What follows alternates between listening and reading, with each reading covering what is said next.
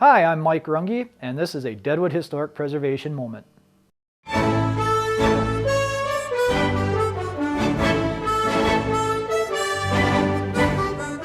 There have been many facts and fiction written about Deadwood's Main Street, but how and when did the street develop?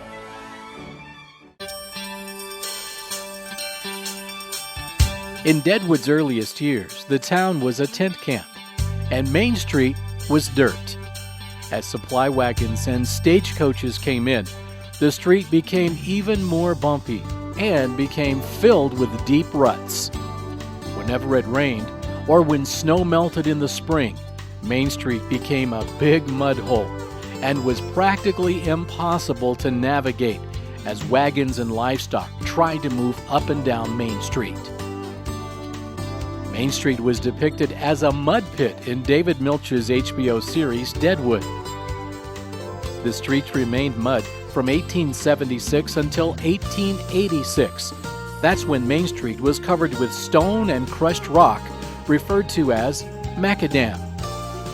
During this period, Main Street featured wooden sidewalks. Next, we will talk about when the bricks were first laid on Deadwood's historic Main Street.